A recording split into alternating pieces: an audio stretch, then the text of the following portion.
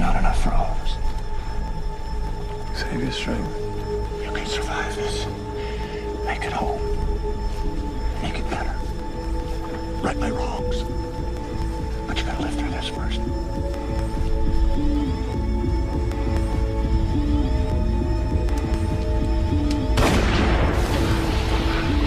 Dad?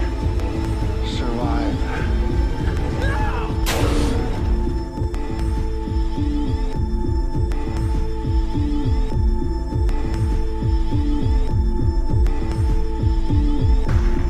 This is the season 1 review of Arrow. So, what is Arrow? This is the famous CW show that everybody talks about. Whether you gotta read the comics or not, whether you choose to follow the superhero lifestyle or not, Arrow takes place under the immense trillionaire playboy Oliver Queen, who is smart, witty, funny, cunning, and he has quite the combat style, if I say so myself. A little bit of like that type of shit. Master in precision of archery, has honed his skills in Starling City to protect the people of that city. That is what he has lived up to since the passing of his father. And why did his father die? Just so you know, spoiler alert, this is a spoiler alert. We haven't gotten in depth, but now we're about to get in depth. Season 1 review now. So, Oliver Queen is the Green Arrow, obviously. You will find that out. But where does he learn these skills? Where does he hone these skills? It all starts out with him. And this is a really flashback-based show. You're not going to find a lot of history during the present moments of this show. You're going to find out a lot about the history. And keep in mind, every time you see flashbacks, every time you see these flashbacks of what's going on, it's really bringing up the past or potentially the future. There's very few episodes without a flashback. And I don't mind this. I used to mind this, but I don't because they roll with it so well. But that's kind of what the whole point of the flashback is, keeping you up to date of what happened while intriguing the present future, the present and the future. So Oliver Queen is stuck on an island. His plane goes down when he's with his father, and then they fall out of the plane and land in a boat. Well, not land. Well, have a boat, that inflatable. And it can't hold them for so long. And ultimately, his father sacrifices himself and blows his brains out right in front of Oliver Queen. This does leave him with a little bit of draught of distress, a lot of emotional distress, seeing that. And he gets stopped on, he spends over 7 years on an island because he goes to the nearest island. At this island, he realizes he wants to become something more. He wants to become someone else. Something else. He eventually becomes the Arrow, and spending over 7 years on this island, he learns to develop skills at the same time of running into a lot of enemies and terrorists. And he becomes some allies, obviously, which no one stays an ally forever. Allies will learn to go against you if you give them that purpose. So the whole point is he survives, he develops skills, bows and arrows, and he gets captured a little bit, he gets tortured on the island. The island brings him much distress throughout the season and many seasons to come, not that you would know yet by watching this video. But once he's off the, fast forwarding a little bit, so we're not having an extended long video, I'm trying to give you some good info with some spoilers, along with a much cut type of edit here. So, along with being tortured and punished throughout the video and making some allies, he gains some friendships like Sarah Lance.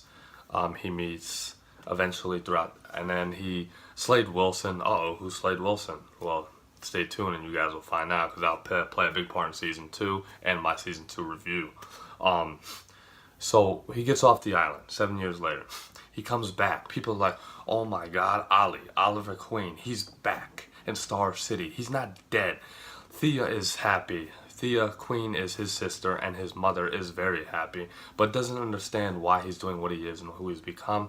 He becomes the the ownership, obviously, of Queen Industries. Queen Industries is a multi-million-dollar company. A lot of you guys know Batman, Bruce Wayne, similar to that, like Wayne Corp. Wayne Enterprises. But Oliver Queen, at the same time of running his million-dollar industry, he takes on the Hood, the Arrow. he comes out, and it's kind of cool how they develop stages of his name. He doesn't start out the Green Arrow. He starts out the Hood, the Arrow, kind of like that, and it gets on to the season. And he has a best friend named Tommy, and we all meet another character named Laurel. Laurel is a great young friend of his. Also has a father who is captain of the police force, and also Oliver Queen is disliked by Laurel's father. Laurel does like Oliver, but realize that he is kind of like a daymaker and a night goer. He is kind of like a player. He has a very cocky sense of life right now, but at the same time, he does it for a purpose, and that is to like really focus on who he's becoming and what his purpose is. And he finds a journal. His journal, the point of his journal and his father's journal. There's more to why his father was out at that island to begin with, and why he went along with his father on that trip, which also led to his death and self-sacrifice.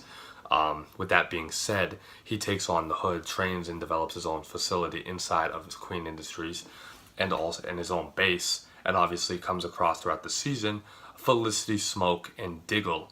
They become his first allies, and eventually Thea would help him, but Thea would not know she's helping him, and that is kind of how that develops. But Thea is also kind of an annoying character in the first few seasons, just to say this, like, she's in love with a guy named Roy, and she goes back and forth, and you can kind of say she's going between guys a little bit, and she's getting into the wrong crowd, and Oliver tries to steer her straight because of the unattended, unwanted relationship that has veered away from them over time, and that plays a big part with that. So the relationship ultimately needs to get stronger with the family bond there, and trying to do that mixed with your job, mixed with trying to impress someone you dated. He dated Laura Lance. They broke up because he was not, you know how that stuff works out.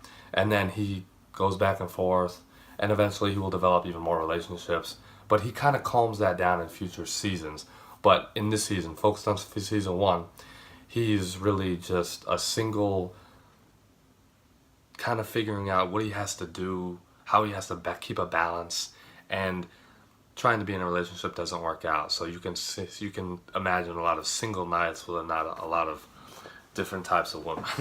On top of that, Malcolm Merlin is the main enemy. He is the businessman. He does not like Oliver Queen whatsoever, and he has a very strong vendetta against the Queen family.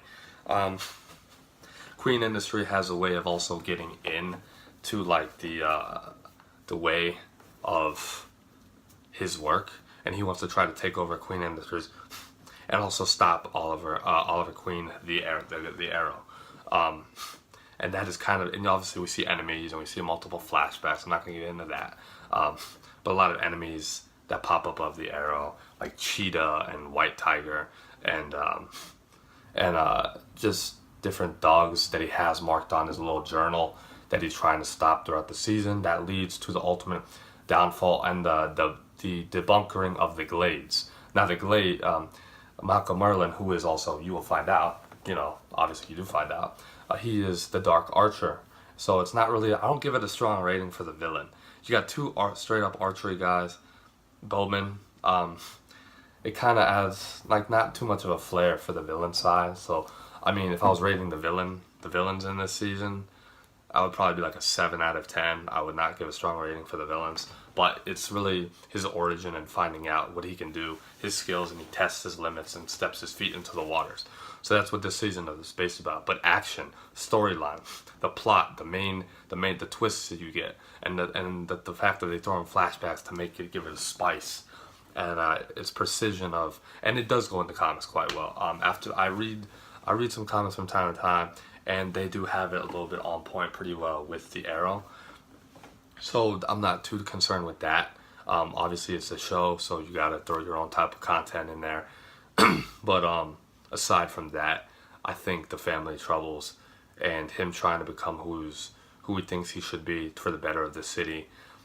He dons the green hood, and he does have a killing problem. He kills. He's not afraid to kill. He's not like Batman. He doesn't have that type of morality quite yet. Fun fact, just because the future seasons are already out and I'm late on the ball here, he does develop more of a heart as future seasons go on, but he is very strict because you can't let that get in the way of too many times when it comes to your work. You have to do your work. You have to be the hero that Starling City needs, and that is kind of how that develops. And with that being said, fast forwarding here, after all that, throughout the season, you get really in depth with that. The Dark Archer is stopped, but Malcolm Merlin does not die. If you think he dies, he does not. He does not die. He will be back. Who knows? Well, let's check out my season 2 review next time.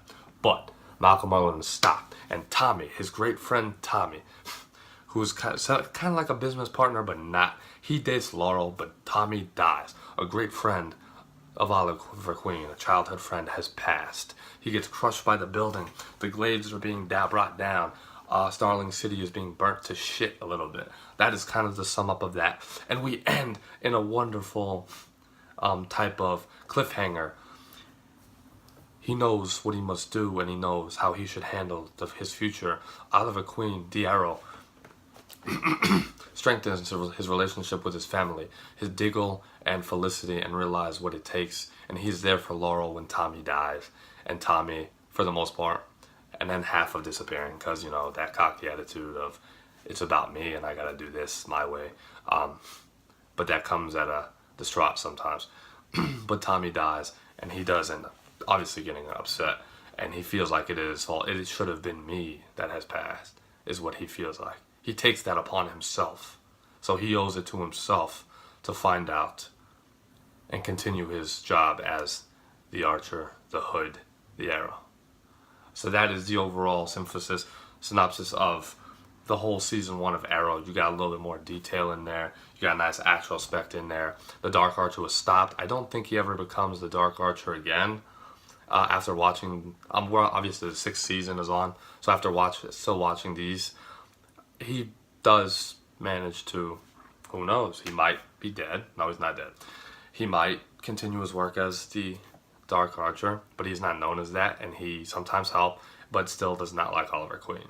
But he's kind of like an anti-hero. He does what he needs to do at the time he needs to do it, and he's also trying to develop his relationship with Thea and Roy. Who is Roy? Well, Roy takes a stronger place in the future seasons, and maybe a small disappearance. Who knows? Keep watching. Stay tuned for the reviews. We'll find out more. All of this information, who, what, when, where, why, you guys will find out, and I'm happy to bring it to you. This was the season 1 recap of Arrow.